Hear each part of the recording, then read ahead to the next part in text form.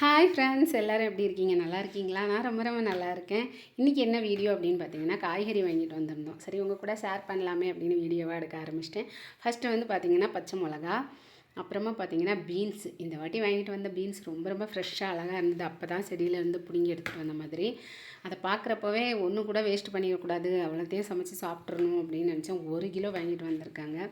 கொஞ்சம் கஷ்டம்தான். ஃப்ரிட்ஜு கிடையாது எங்கள் வீட்டில். சரி, மேகி அதிலெல்லாம் போட்டு சாப்பிட்டு காலி பண்ணிடணும் அப்படின்னு நினச்சேன். அப்புறமா பார்த்திங்கன்னா வெண்டைக்காய்.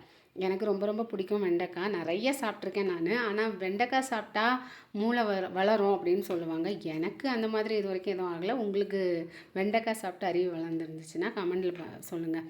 அப்புறமா பார்த்திங்கன்னா நிறைய பேர்த்துக்கு பிடிக்காத எனக்கு கொஞ்சம் பிடிச்ச பாவக்காய், அப்புறமா குடமிளகா எனக்கு ரொம்ப பிடிக்கும்.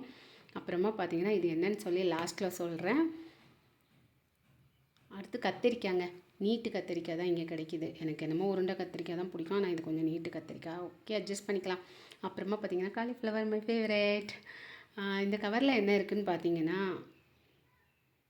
கவரில் வந்து ஓப்பன் பண்ணுறது ரொம்ப கஷ்டங்க. யார் தான் போட்டாங்களோ இந்த சொட்டை.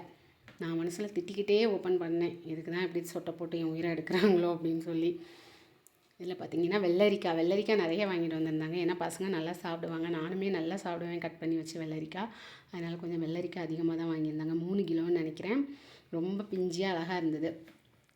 அப்படியே நம்ம ஃப்ரிட்ஜை க்ளீன் பண்ணி புதுசாக வந்த காய்கறிகள்லாம் ஸ்டோர் பண்ண ஆரம்பிச்சிட்டேன். பழைய காய்கறிகள்லாம் கொஞ்சம் ஓரம் கட்டிட்டு புதுசாக வந்ததை ஸ்டோர் பண்ண ஆரம்பிச்சிட்டேன். இந்த ஃப்ரிட்ஜு டூர் போட்டிருக்கேன், பார்க்காதவங்க போய் பாருங்கள். இதுதான் எங்கள் வீட்டு ஃப்ரிட்ஜு. ஓகே ஃப்ரெண்ட்ஸ், எல்லோரும் ஓட்டு போட்டிங்களா?